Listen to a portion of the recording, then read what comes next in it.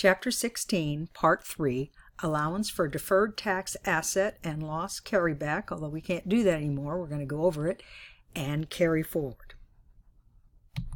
Now, because of conservatism in reporting, the rule for deferred tax assets is, if a portion or all of a deferred tax asset is more likely than not to be realized, which is more than 50%, you must set up an offsetting account to the deferred tax asset. And this would be true of a company, usually when you start having losses, especially if it's not right at the beginning of when the company starts. Chances of you recovering for that is not good.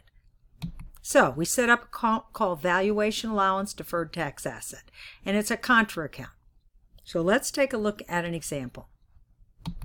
My corporation had a deferred tax asset of $20 million at the end of 2020. At the end of 2021, the deferred asset was $10 million. The company had taxable income of $100 million with a tax rate of 25%. So I would suggest T accounts. It really helps you visualize what's going on and make sure you get your debits and credits right. And please pay attention to your journal entries when you're doing the T accounts. If you credit something, then you have to credit it on the T account. I see that a lot. All right, so there's our deferred tax asset, and it has $20 million in it, and we credit it with $10 million when we did our year-end taxes. So now we have a balance of 10. And the journal entry at year-end to record our tax liability and expense would have been income tax expense, deferred tax asset, income taxes payable. So that would be our journal entry.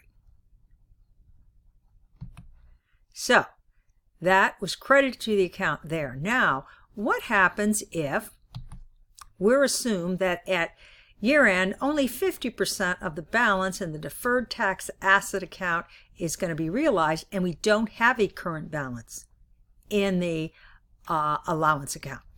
Well, we'd go 50% times 10 million gives us $5 million, has to be written down. So we would go valuation allowance, deferred tax asset, and income tax expense we'd add $5 million to it. Now, it is believed that this valuation account allows companies to manipulate earnings because the process of determining this particular allowance is subjective, but hey, that's true of all estimates that we use in accounting. Now, what if we already had a balance of $6 million? So let's look at our T accounts. This is what transpired. We have $10 million there. And now we're saying it should be, the valuation account should be based on, so there would have been our entry for when we originally did our journal for our income tax expense and income tax payable. Now, we've got to adjust our valuation account. Now, here's the thing. We know it has to be $5 million. We already have $6 million, so we have to adjust it by $1 million. So we're going to go valuation allowance, deferred tax asset, and then we would reduce our income tax expense by $1,000. Now we're going to go over net operating losses. Now, net operating losses occur when the taxable expenses exceed taxable income. The federal government allows the loss of 1 year to be loss carryback. Carry the loss back for 2 years against any previous taxable earnings to the earliest year first. So that would mean in 2020, you'd have to go back to 2019 first, based on that year's tax rate. And then you set up a tax receivable.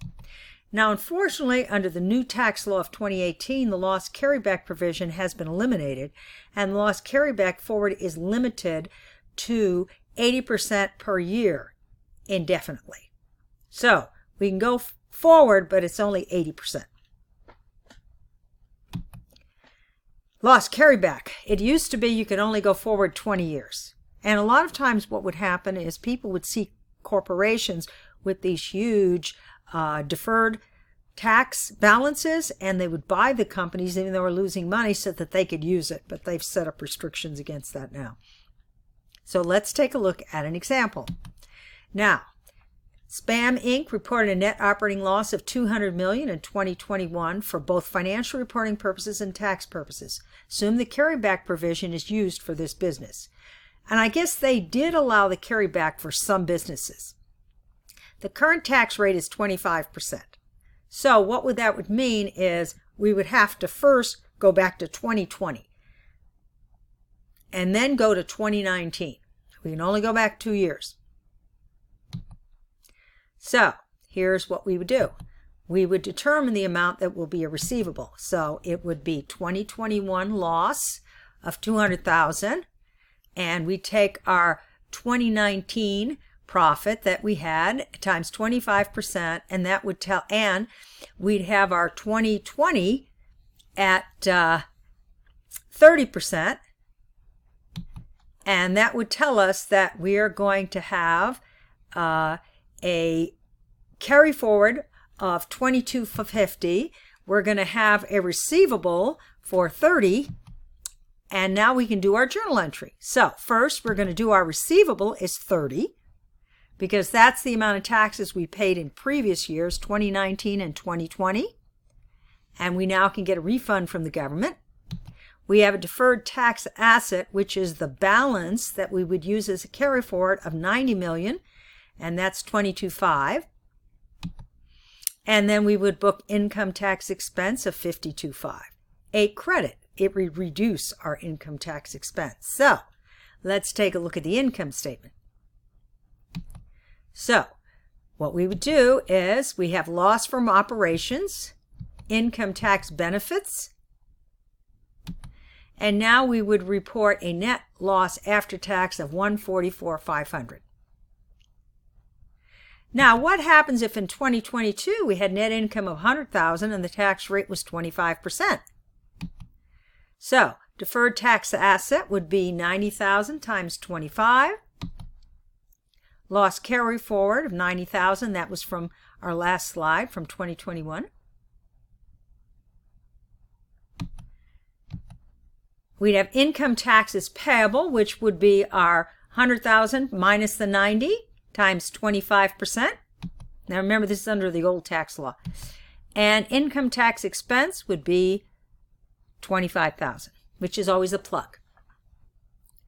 Now, if we were to do this same thing, but let's do it under the new tax laws, because we can't do carrybacks and we can only defer 80% at a time. So here we go. Same example. So they don't qualify. Like I say, when they did away with the rule, they left some companies and gave them the benefit of this. So they can only do the carry forward. So for your journal entry for 2021, they would get to credit tax expense, and they would have to set up a deferred tax asset of $50,000 as a carry forward. Now, for 2022, here's how it has to work. You're going to take the $100,000 times 80% times 25%. You're going to take the $100,000 minus the 80 times 25% gives you 5, and that gives you your income tax expense. Because the rule is, see, you're adjusting for 80% of the previous years, the carry forward. Okay, so you can only get 80% of your income. That's how it works. So here's another thing to remember. Taxes payable is a liability, and tax refund receivable is an asset, and are always shown in the current section of the balance sheet. Deferred assets liabilities are always shown netted together as part of non-current on the balance sheet. It doesn't matter if they're current. You treat them as non-current because they don't want to affect that current ratio. And that concludes Chapter 16.